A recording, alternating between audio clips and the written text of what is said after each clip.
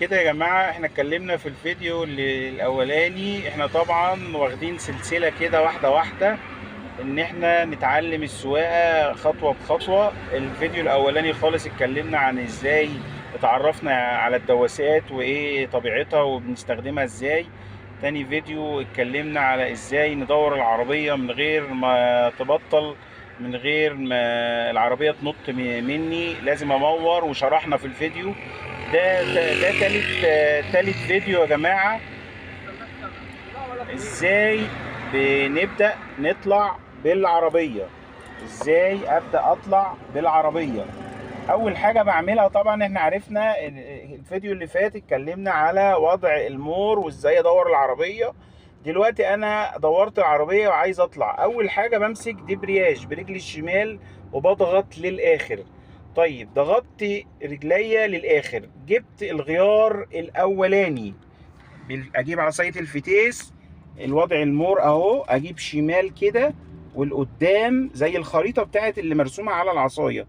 انا كده في النص اهو، شمال وقدام، ده الاولاني.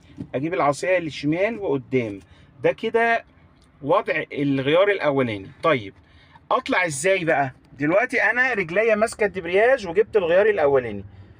اول حاجه ببتدي اعملها ان انا بدوس سنه بنزين صغيرة. طبعا ما بتقلش رجليا على البنزين عشان العربية ما تندفعش مني. بدوس شعرة كده بنزين وابدأ اسيب رجلي الشمال. طبعا ما بطلعش بكعب رجلي لفوق، ما ينفعش اطلع بكعب الرجل، لا انا بثبت كعب رجلي تحت وببدأ اسيب وش رجلي هو اللي بيسيب الدبرياج سنة سنة. طيب انا دلوقتي بدوس سنة بنزين وببدأ قصادها اسيب سن الدبرياج بوش رجلي سنة سنة. اول ما العربيه تبتدي تتحرك معايا بثبت رجلي، يعني ما بطلعش برجلي للاخر يا جماعه، لا انا ببدا اسيب دبرياجي بسنه سنه بوش رجلي، واول ما العربيه تتحرك بقوم مثبت رجلي مكانها عشان العربيه ما تنطش مني وتبطل ونقعد ندور ونبطل. تثبيتة الرجل دي بتمنع ان العربيه تقف وتبطل مننا.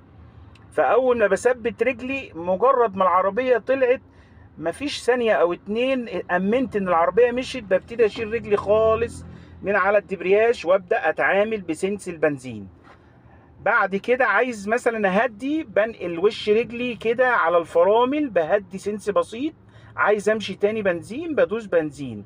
طب حبيت اقف بدوس فرامل بالراحه كده واحضن عربيتي وابدا امسك دبرياجي واقف. وبعد ما اقف يا جماعه بقوم ممور عربيتي